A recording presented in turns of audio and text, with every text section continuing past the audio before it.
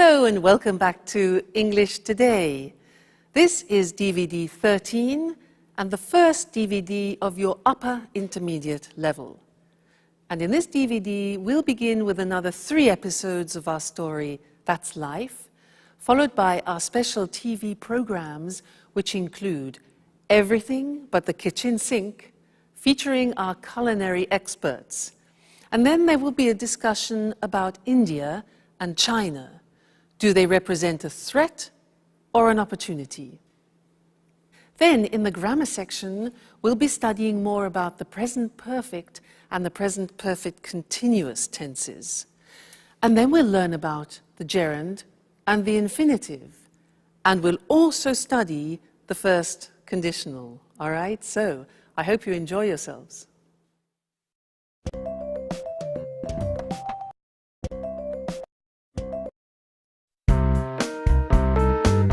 Sharon, I called a real estate agent 5 minutes ago. He deals with apartments in Japan. He said he'd send an email with some photos. That way we can choose which apartment we like the best. Don't rush me, Peter. You know I haven't decided. I know. We've talked about this a lot. But doesn't the idea of leaving appeal to you? I mean, just think of it. A new country, a new life together, new experiences. Now, I'm really enthusiastic about this opportunity. It's not every day you have a chance like this. Well, I've wanted to make changes in my life for a long time, but these changes seem so, well, so overwhelming. There, I said it. I've never been to Asia, and I'm frightened of going there to live. But I told you that Alice has been there. She went to Japan in 1995. She says it's a fascinating country. It's antique and modern at the same time. It's full of interesting traditions and new innovations. I know. I've read a number of books. Last night, I finished reading Japan in the 21st Century. I admit, I'm curious about it all. You see, just remember, you were afraid when we came to London, but you've adjusted well. We've been here 1.5 years, and you haven't once complained. I take that back. You complained once last week. Come on, Peter, stop joking around. You're right, I've made great friends. That's why I'm so hesitant to go. I know. I'm also sad at the idea of leaving everyone. But... Hey, Jack. How long have you been in here? A couple of minutes. Excuse me, I didn't mean to spy. But you were so involved in your discussion. So you've heard that she still hasn't decided, even if she's going to decide soon. In fact, we're just talking about which apartment to choose. Well, don't rush it, Peter. Decisions about major changes take time. So whose side are you on? I need to get going. I took my watch to be repaired 2 weeks ago, and I still haven't picked it up. Sooner or later, they're going to put it up for sale. Bye. Jack, I'm leaving her in your hands.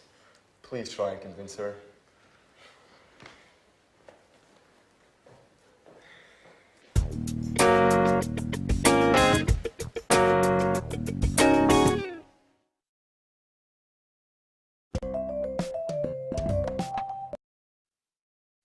Hello again and welcome back to English Today, your live TV program where you can learn the English language. That last episode, I'm sure Jack can manage to convince Sharon to go to Japan. What do you think? We will see how that evolves. Now let's go back to the present perfect.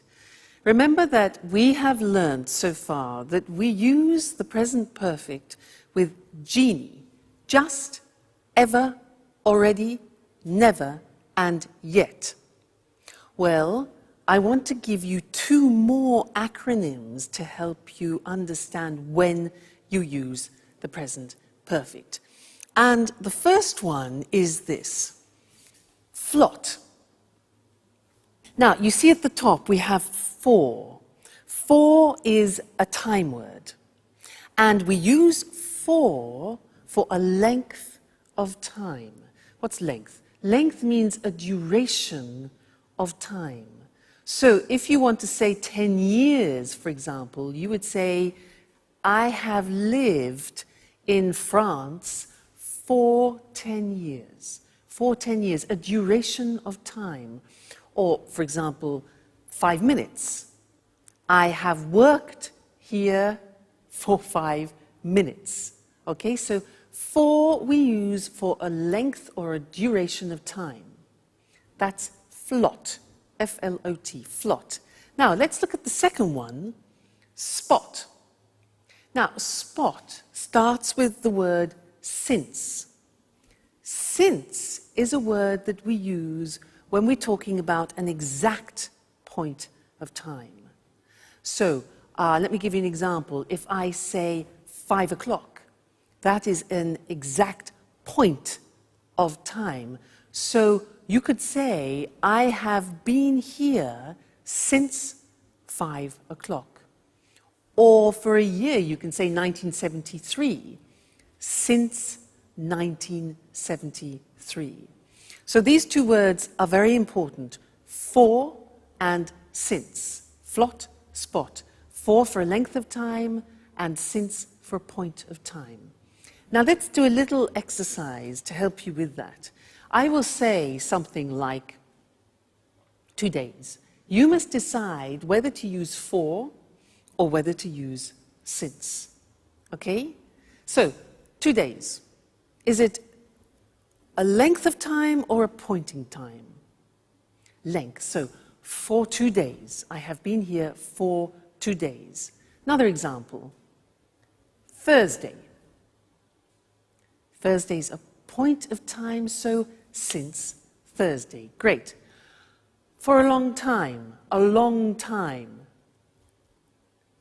Exactly, that is a duration, it's a length, so it's for. I gave you the answer. Another one, December. Good, it's a point, so since December, very good. This one, weeks. Very good, 4 weeks. Okay, fine. Let's think of another one. 2001. Okay, that's a point of time, so since 2001. Those are some examples. Let's go to the screen now, and I'll show them to you in a written form. That way you can memorize them and fix them, okay? So, flot and spot. There we have it. For a length of time, flot. So this is to express duration. The examples, I have lived here, I've lived here for 10 years. Then, he's known her for ages. Now, for ages means for a long time, okay? Then we had spot, which is since, and we use it for a point of time. The examples, she's worked there since the 7th of June. Point of time, that's a date.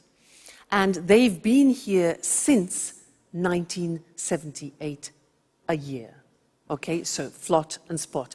Now, the interesting thing is that when we ask questions about that, we use the word how long. For example, how long have you been here? And we use the present perfect. Look at the screen. We say, how long have you lived in Cambridge? And the answer would be, I've lived in Cambridge for 10 years or since 2001. You see? Now, remember that how long is different to how many times. How many times is 1, 2, 3, 4, 5. How long is a period of time? Okay? Another example. How long has he worked there?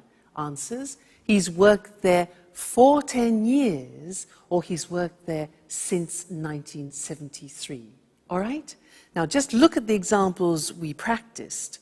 We have for 2 days, for ages, 4 weeks, for a long time, duration, then since Friday, since 5 o'clock, since 2001, since I was young, and since December. Great. Okay, so there we have it. We have genie, just, ever, already, never, yet. We have flot and spot, which is for and since. This is when we use the present perfect. Great.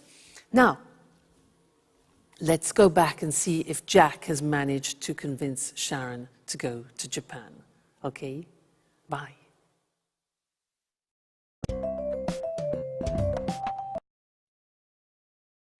You can't leave.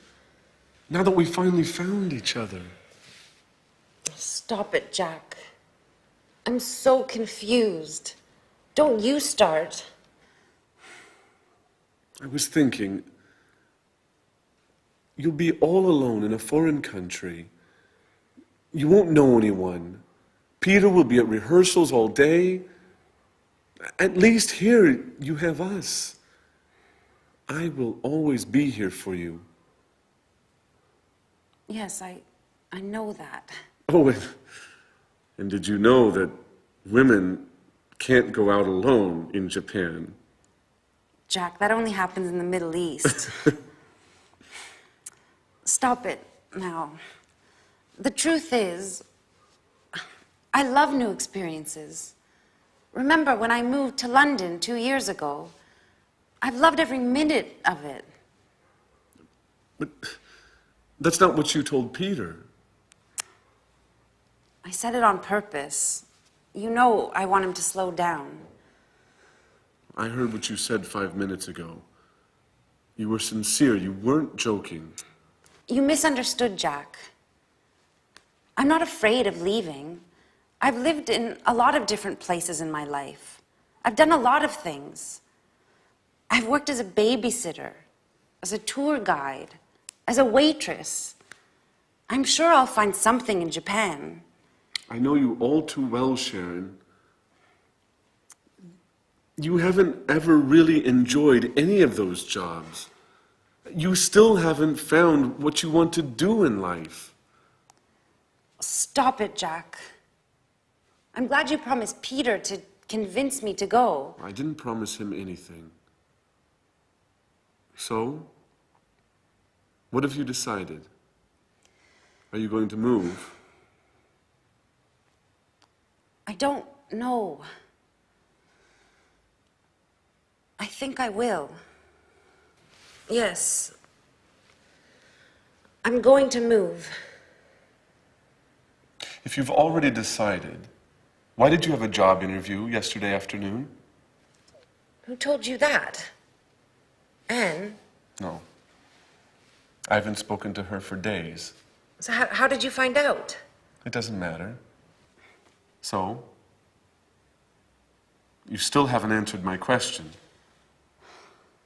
I don't have to answer to you, Jack. Okay. I see you're angry.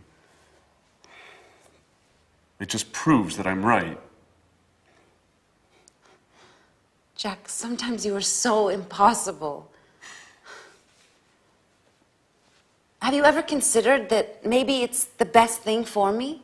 And what about you, Sharon? Have you ever thought that you might be in love with somebody else? Listen, I refuse to give up.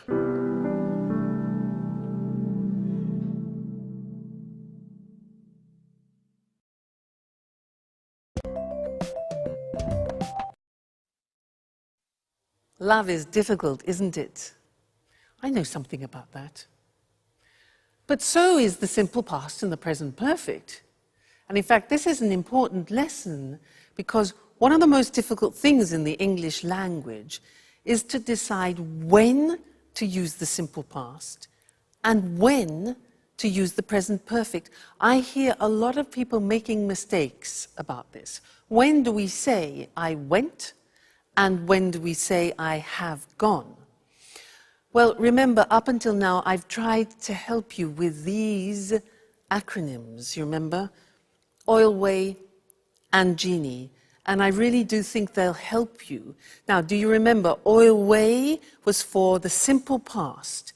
We use the simple past with on, in, last, when, ago, and yesterday.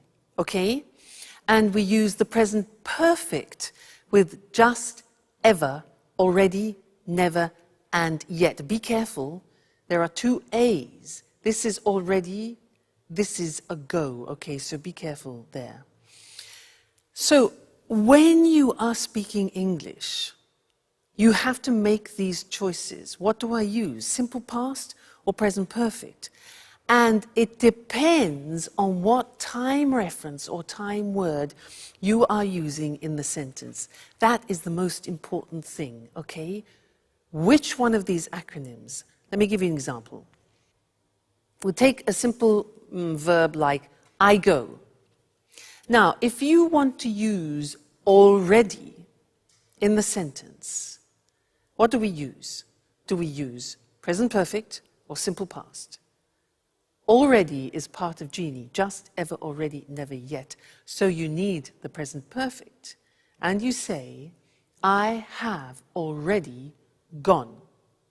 Now, if you want to use last week, where is it? L, last, simple past. So you say, I went last week. Now, you try. I want to use just. Which one? Genie, just. So we say, I have just gone. Present perfect. Okay, next one. I want to use yet. Now be careful, there are two Y's. This one is yet, this one is yesterday. Be careful. So,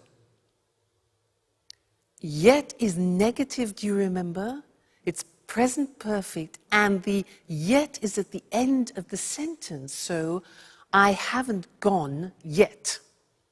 All right? That's more difficult. Yet, so that's an exception. Next one. When? When? Okay, simple past. For a question, very often, when did you go? Next one.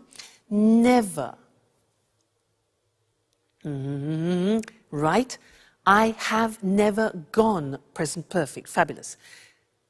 2 days ago.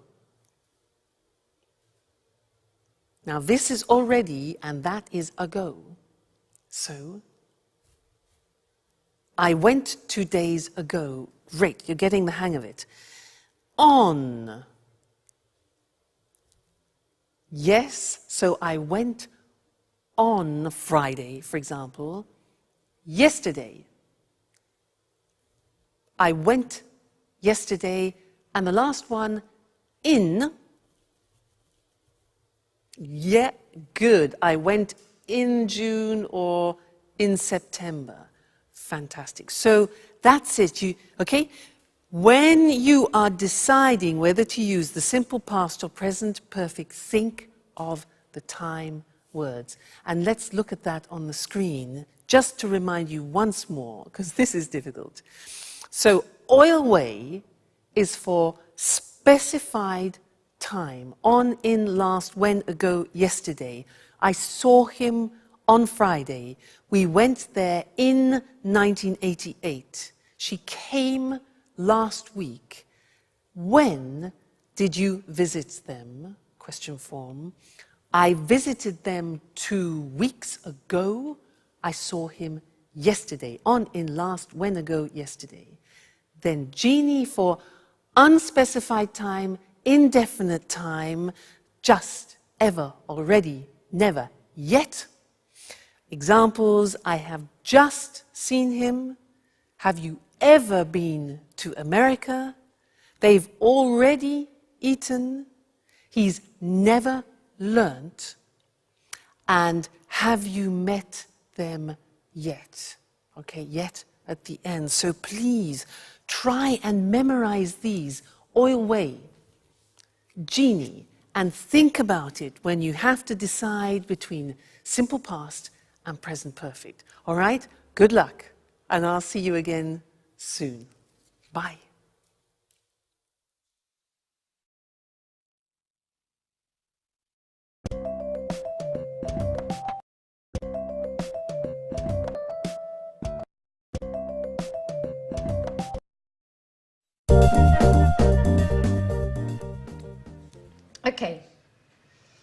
Sharon, you remembered to buy the beer, right?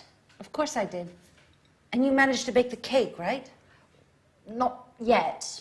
I'm going to bake it this afternoon. I still need to get some chocolate. Actually, Jack offered to get some for me. He promised to bring some before lunch. Sorry, but I can't help you with the cake. I have to take some tourists to visit the Tate Gallery. Oh, don't worry about it. I'll have Jack to help me. He decided to stay home today to give me a hand. Just don't forget to tell Tom, David, Mary, and all the others. Don't worry, Peter said he'd take care of it. I'm sure he's already got in touch with everybody by phone. Great. Everything is going as planned. Oh, don't forget to buy the present. Don't worry. How about getting an astrology book? She'd love that. Absolutely. She loves reading those kinds of books.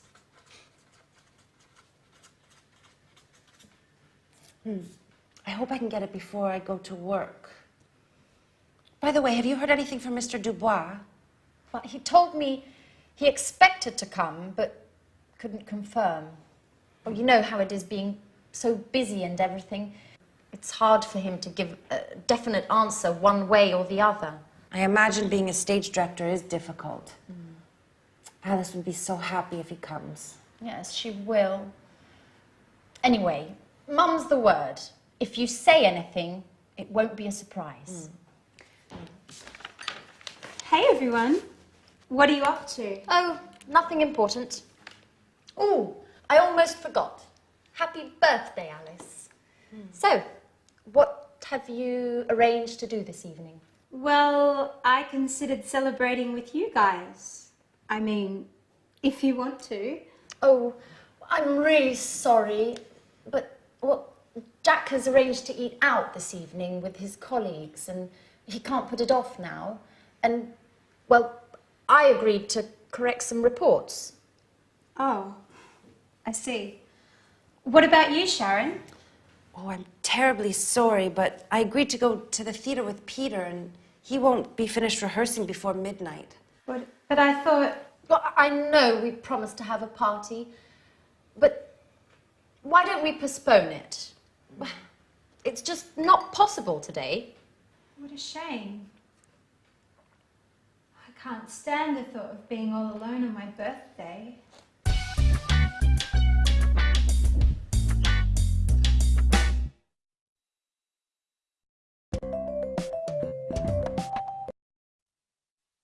Hello again. She really believed them, didn't she? Great actors. Now, in this lesson, I want to do something new, and it's related to gerunds and infinitives. In that last episode, our friends used some quite complicated sentences, which I want to look at with you now. Anne said, Jack offered to get some cake. Do you notice that there are two verbs together there? Jack offered to get some cake. Now, offered here is followed by an infinitive. That's one example. The next example is, she said, he promised to bring some before lunchtime. He promised to bring some. Promised is followed by an infinitive, promised to bring. Then Anne says, she loves reading. Loves reading. Now, love is followed by a gerund. Then Sharon says, yes, I imagine being a stage director is difficult. I imagine being. Gerund. So here we have offer, which is followed by an infinitive, promise, followed by an infinitive, love, followed by a gerund, and imagine, followed by a gerund. And you're probably thinking, so how do I learn these? Well, you have to learn them by heart, as we say. Yeah, there's no other choice. So let's go to the board now, and I will show you how it works. And unfortunately, like the simple past irregular verbs, it's all a question of memory. So, as we said, when you have a main verb followed by another verb, sometimes it's in the infinitive, sometimes in the gerund. Let's look at some examples. You managed to bake a cake. The verb manage is followed by an infinitive. Jack offered to get some. He promised to bring some. I have to take some tourists. Have to in the sense of obligation.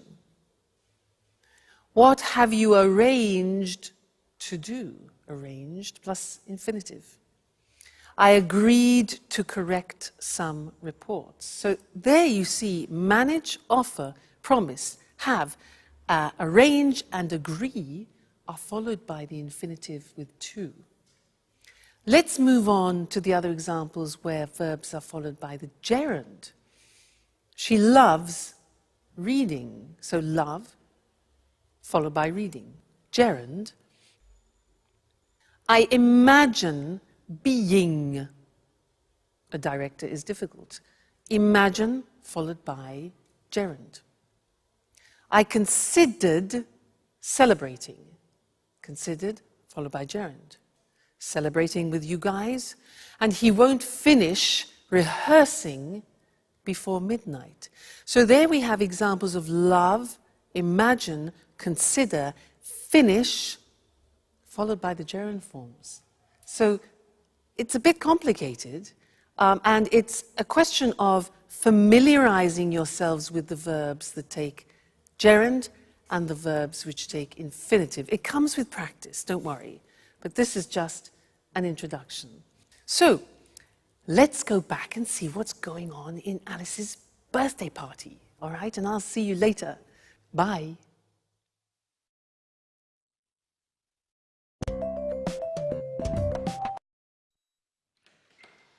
Hey, is anybody home? Oh. That's right, I forgot. Everyone's busy this evening. What a shame. I resent having to spend my birthday all alone. Hey, what's happening here? Surprise!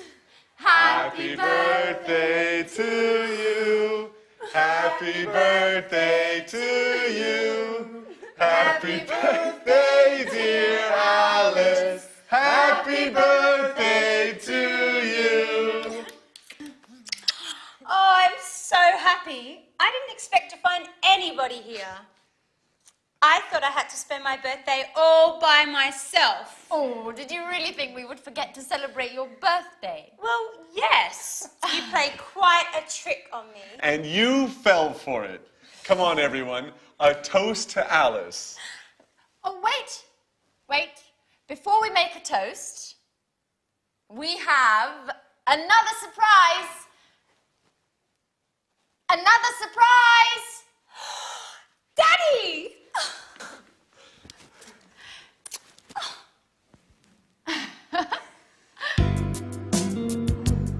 This is such a great birthday. How did they talk you into coming?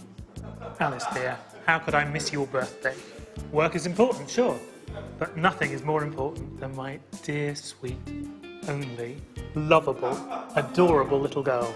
Dad, if you talk like that, you'll make me blush in front of everybody. Listen, I know I wasn't always there for you and that I've made a lot of mistakes, but I want to catch up. Things change. I've got a suggestion for you. Do you want to come and work with me?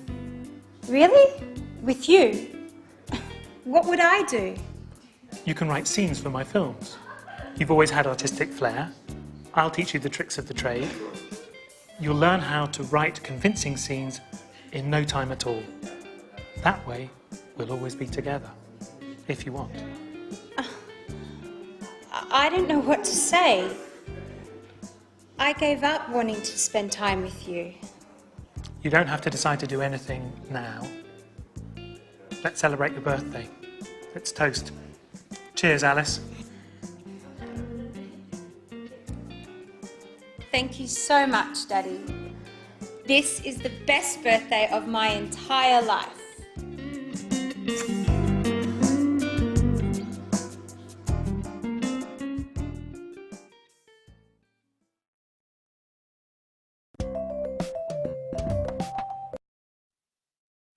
Happy birthday, Alice. Did you hear what her father said?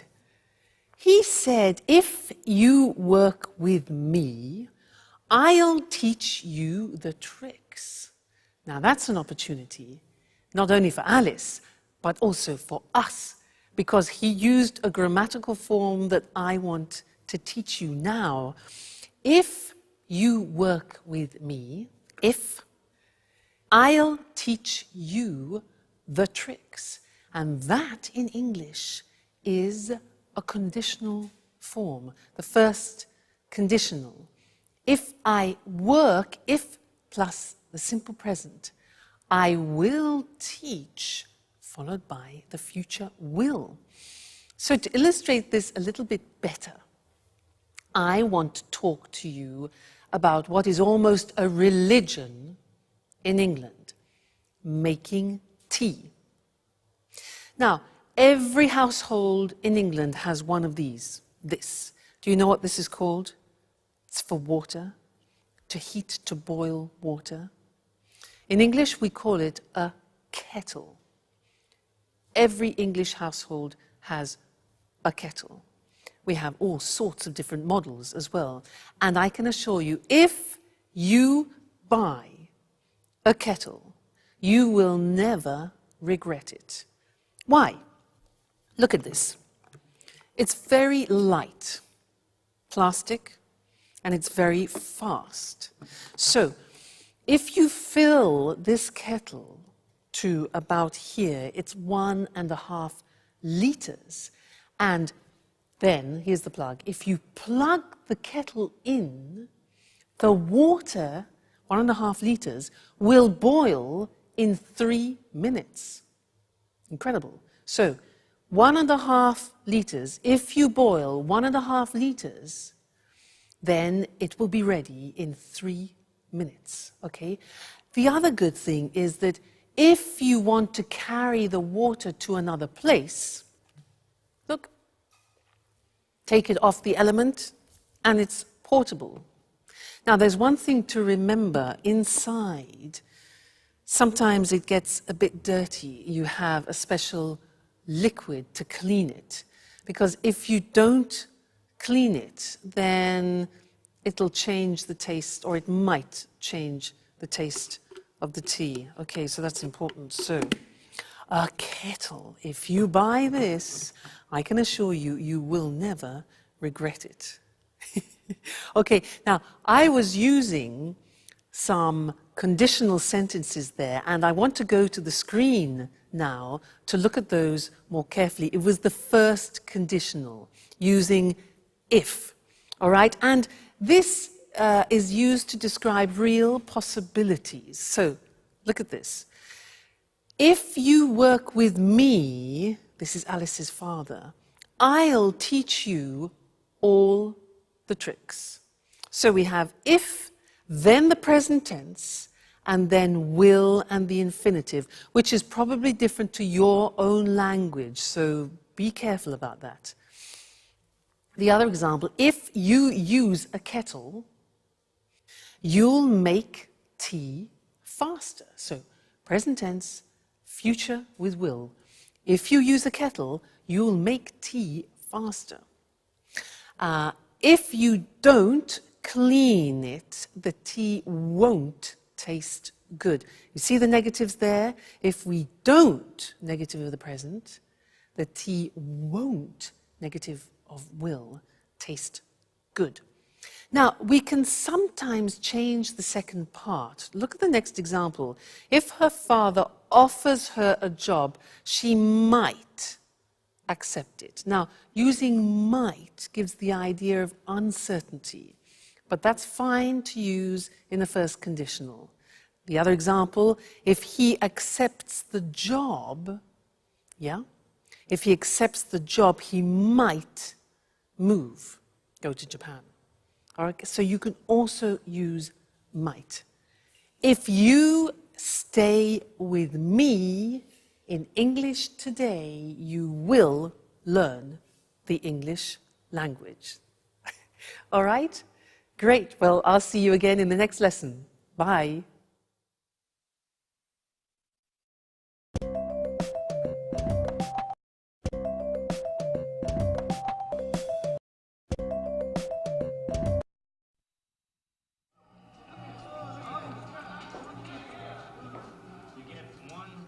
Hi, Jack. Is Anne home? No, she hasn't arrived yet. I've been waiting for her for over an hour. I think she's been shopping. What's the matter? You don't look too well. Nothing, really. Don't lie to me. I've known you for 10 years. Listen, Jack, I really don't want to speak about it, okay? No, it's not okay. We have to speak about the situation and clear the air once and for all. I've been thinking about us a lot. I've been thinking about us so much, I haven't slept well in nights. What have you been thinking, Jack? About us. You're leaving for Japan. I've told you before, and I'll tell you again, Sharon, it's crazy. You can't leave now when we know how we feel. Jack, you're repeating yourself. That's right. And I'll continue repeating myself until you accept the truth. We're made for each other. Stop it. You're embarrassing me. Sharon, listen. I haven't stopped loving you. And I know you feel the same about me. That's it. I said stop it, and I meant it. Look, you've made me cry. And anyhow, how do our feelings change anything? How do they change anything? They change everything. You must tell Peter immediately about everything. Tell him you won't go.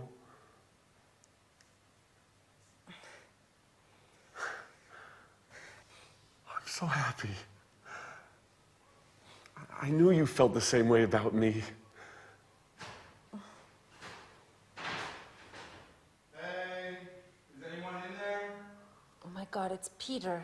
He can't see me like this. Stay calm. Maybe it's time we tell him everything. Is anybody in there?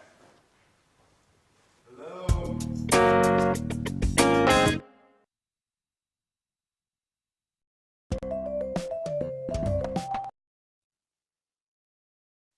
Hello, everyone, and welcome back to some more English today. It's the moment of truth for Sharon, isn't it? Now, in that episode, they used some very interesting language, and language which is a grammatical form very typical to English. It's a form you don't find in many other languages. Let me give you some examples. Jack said, "I've been waiting for her for over an hour. I've been waiting for her." She's been shopping. She's been shopping. And Jack also said, "I've been thinking a lot about us," remember? She said, "What have you been thinking, Jack?" Now that's the form that I want to look at with you now, because as I said, it's very unusual and particular to the English language. So,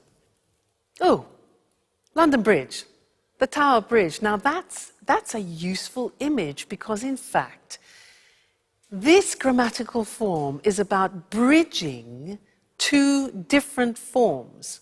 It's about bridging the present perfect has been or have been with the present continuous form, for example, I am working. Now, you put those together, mix them all up. Ding, bingo, you get the present perfect continuous. You see, the taxi joins the two together. That's great. I'll give you an example. I have been teaching for years. Now, what does that mean? It means that I started it in the past, this action, and I am still continuing it now. So I started in the past, have been, and I'm continuing now the continuous. I have been teaching English for years. Okay, let me give you another example. Yoga. I started yoga 5 years ago. I'm still doing yoga now, so I say, I have been doing yoga for many years. I have been doing yoga for many years. Okay, so that is this interesting mixture of present perfect and the present continuous. Okay?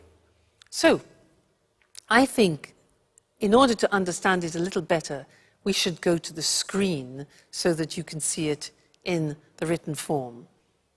I remind you, it's a tense that you find in particular in the English language, not in other languages. So, here we have it. Sharon has been working as a tour guide for many months. So, an action starting in the past, continuing now. He's been working here for 5 years. He's been stands for he has been working here. They've been playing tennis since May. Okay? That's the positive form. Now, the negative form, Peter hasn't been paying attention to Sharon for a number of weeks. That's the negative. That's true. The question form is, how long have you been doing your homework this morning? Have you been doing inversion? How long has she been teaching? We use how long very often because we want to find out the duration, when the action started and the action is continuing now, so what period of time? How long have I been teaching? Then the answer would be, I've been teaching for many years. I could ask you, how long have you been learning English? You can say, well, I've been learning English for years, or whatever the answer is. So that's the present perfect continuous, PPC. And don't worry, this is not the only lesson about it. It's not easy, and I will tell you other things about it in another lesson, the next lesson. All right? So see you then. Bye.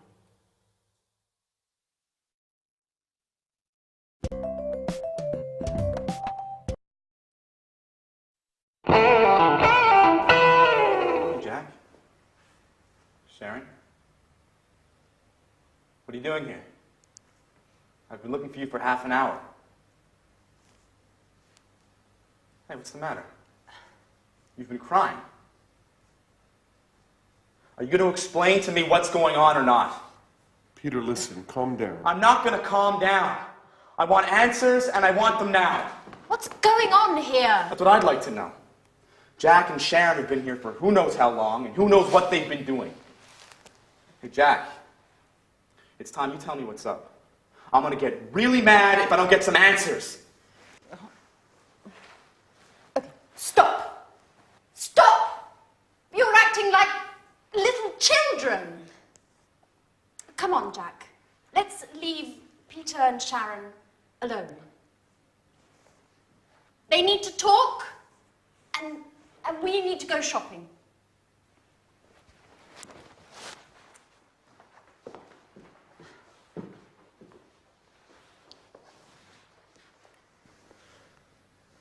So, Sharon? What's going on? Peter, I have to tell you something I've never told you before. I've known Jack for a long time. We went to the same university together, and, well, we were once engaged. What? So that's why Jack came to live here. You've been seeing each other, haven't you, Sharon? No, Peter, I swear, it's true. We just happened to meet here. It happened by chance. By chance? That's a strange stroke of luck. Just enough to bring back some old passionate feelings? How long has this been going on, Sharon? Nothing has happened between Jack and I. Even if I do still have some feelings for him. After all, Peter, you've been neglecting me for months. The only thing that's important to you is your work. You live, eat, and drink theater and nothing else. So you're saying this is my fault? No one is at fault. It's just that we want different things from life at the moment. I've had 2 interviews with the director of the Archaeology Museum. They want to open an art exhibition, and they've offered me a job. Do you understand, Peter? It means a job I would really love. What are you getting at, Sharon? Would you stay here and not go to Japan if I asked you? What kind of question is that? Answer me, Peter. It's important. I've accepted the job. Without asking me. How could you? Did you ask me about Japan? Did you, Peter, huh? Are you willing to stay here with me?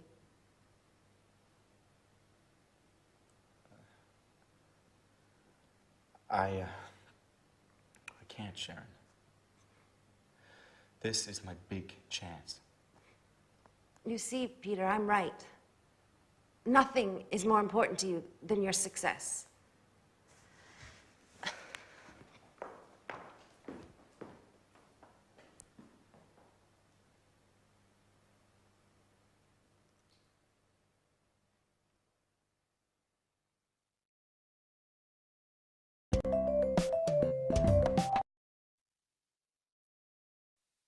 So this is our moment of truth. The question is, when do we use the present perfect and when do we use the present perfect continuous? Many people ask me this. They say, Louise, but when do we use the present perfect? I have gone, I have seen, I have done. And when do we use the present perfect continuous? I have been working, I have been learning. Often people confuse the use. And you're right, it's not easy at all. So I'd like to try and help clarify that by these simple things, a revision of what we've already seen. Now, with the present perfect, we use genie. Remember? Just, ever, already, never, and yet. That's important to remember. With those words, we use the present perfect. But with the present perfect continuous, we're using for, since, and how long. Okay, now that is the difference. So if I take a phrase like, I do the exercise, and I want to use the time word already, then you need the present perfect. I have already done the exercise. But if you want to use the concept of since, you can't use the present perfect, you use the present perfect continuous. So I have been doing the exercise since Friday. Another example would be, for example, just. Just is a present perfect word. So we say, I have just done the exercise. If you want to use for, we're into the present perfect continuous, the PPC. So I have been learning English for many years. So do you see the mechanism? You have to think about what time words you want to use in the sentence. Then you choose the correct grammatical form. Genie for the present perfect. For, since, how long? How long have you been learning English? For the present perfect continuous. That way you can distinguish between the two forms, all right? So try and memorize those time words, and I can assure you it will help you a lot when you're speaking. All right? Great. Well, see you again in the next lesson. Bye.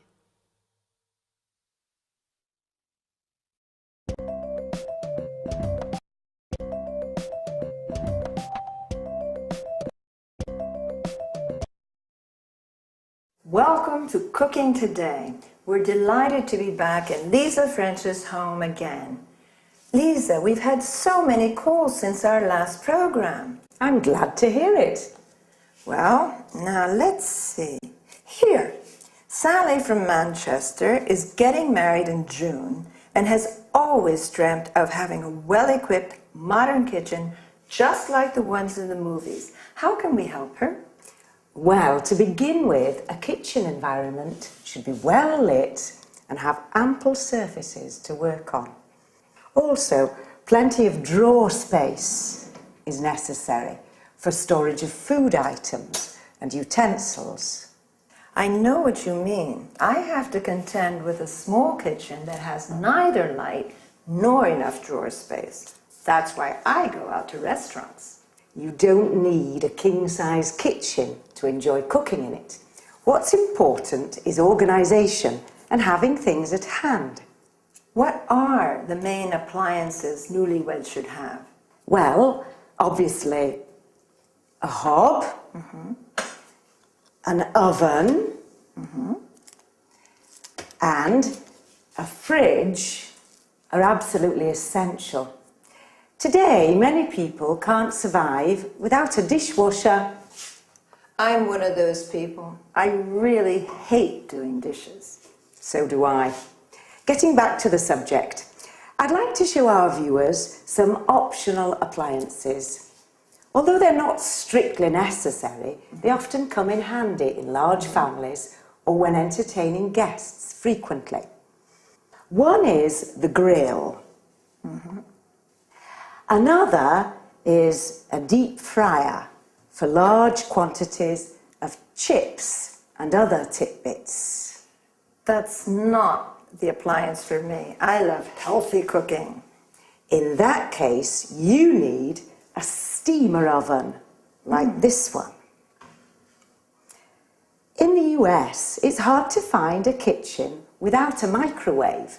Microwaves are quite useful, especially for busy people. Other appliances, which are also common in the US, are water and ice dispensers like this one. Well, everybody seems to have a food processor these days.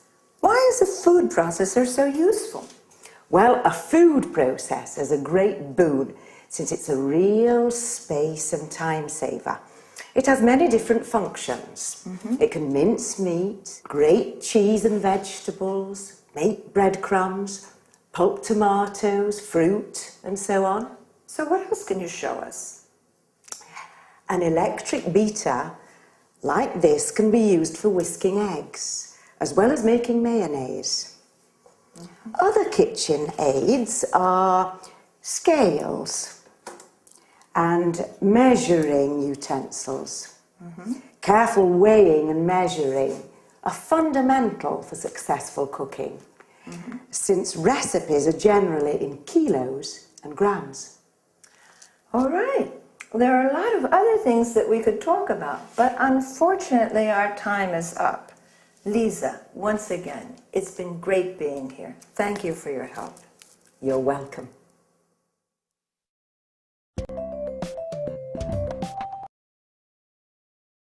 Well, let's analyze some of the vocabulary used by Lisa. Talking about the appliances for cooking, she spoke about a hob, or U.S. stove, where you cook food. an oven where you roast or bake food, a grill where food is cooked by strong direct heat.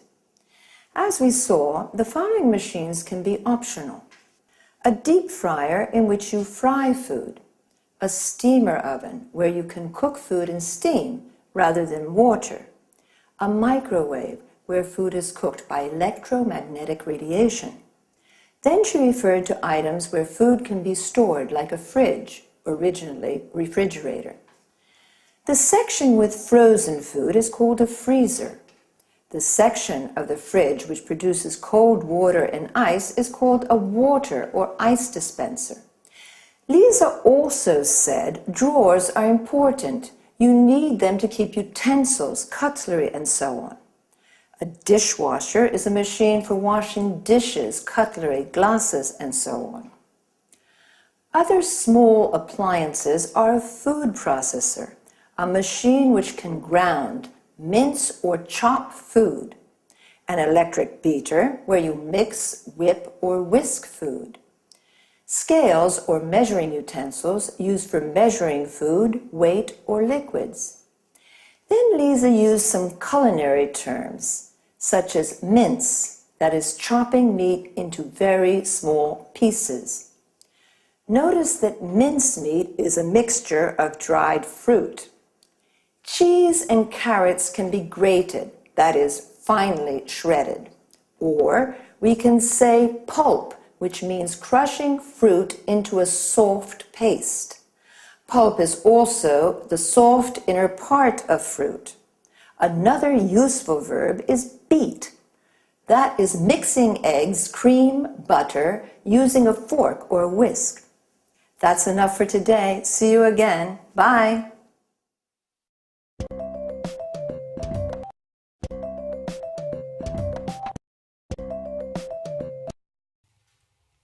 Hello, everyone, and welcome to Let's Talk, the evening discussion show with our two commentators, Tom and Marie. Good evening, everyone. Good evening. Well, let's talk business tonight. Let's talk about some important developments in the global economy. Let's talk about new markets and new commercial opportunities.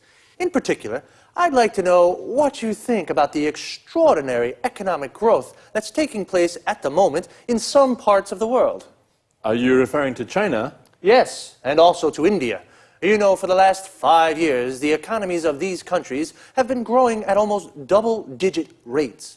In 2005, the Chinese economy grew by 9.9%, the Indian economy by 8%. Compare this with an average of only 1.3% in Europe's Eurozone. How do you see these developments? Is this enormous economic growth an opportunity or a threat for European producers? Well, I'm rather concerned about it, and I believe that many European industrialists are concerned too. These two Asian giants with their enormous populations are threatening European manufacturing and jobs. The fact is that labor costs are so low in China and India that European manufacturers just can't compete. Sorry, Tom, but I really don't agree with you. I don't see these growing economies as a threat to European producers. I believe that China and India offer new, important markets to European manufacturers. You know, both countries have middle classes that are becoming larger and larger. These people are becoming wealthier and are looking to spend their money on luxury goods made in Europe. So, Maria, according to you, European companies can sell their high-quality goods to middle-class Indians and Chinese. Exactly. In this way, European exports to China and India are predicted to increase. Just a second, Marie. The reality of the situation is rather different. India and China are selling much more to Europe than Europe is selling to them. I accept that's true at the moment. But don't forget, Tom, that cheap Chinese goods have helped to keep inflation low in European countries. And this has helped keep interest rates low too. So, consumers have been able to save money and spend this money on other things. Well, I agree with you that European consumers and industrialists have benefited from trade with China. Of course. What's more, today, more and more European companies are building factories in China or are having their goods produced there. Exactly. That's the problem, Marie. European industrialists are deciding to have their goods produced in these countries because labour costs are lower. If we continue like this, lots of factories in Europe will close and the number of unemployed will rise. Well, I can certainly see that you have different opinions on these issues. I think you're both right. Like most things in life, economic growth in China and India has its good and bad points. It can either offer commercial opportunities to some European producers, but it can also pose a threat to other sectors of European manufacturing. Okay, let's say goodbye to Tom and Marie. Goodbye. Goodbye. Goodbye to everyone, and see you again for another appointment of Let's Talk. So, we've just spoken about developments in the global economy. The global economy is the economic system of the world. An important development is the economic growth in China and India. Economic growth is the development of an economy. The Indian economy grows by 8%. Notice the use of by. The Chinese economy grew by 9.9%. Here, notice also how we say 9.9. Is this economic growth threatening to European producers? A threat is a danger, and the verb to threaten means to put in danger. One opinion is that the economic growth of India and China is threatening European producers. Producers are companies that make products. Another word for producer is manufacturer. Why is it a threat? Because there are low labor costs in India and China. Labor costs are how much a company pays its workers to produce something. The number of unemployed will increase in Europe. This is the number of people without a job. We say someone is unemployed when they don't have a job. Another opinion is that it isn't a threat. Actually, it's creating new commercial opportunities for European manufacturers. New commercial opportunities are new markets for products or the chance to sell more to existing markets. Just quickly, before we run out of time, there are a few useful expressions for discussions I'd like to look at. A polite way of asking someone's opinion is, I'd like to know what you think about. When you strongly disagree with someone, you can say, sorry, but I really don't agree with you, or just a second. But if, on the other hand, you agree, you can say, I accept that's true, or I agree with that. Well, that's all the time we have for this time. See you soon.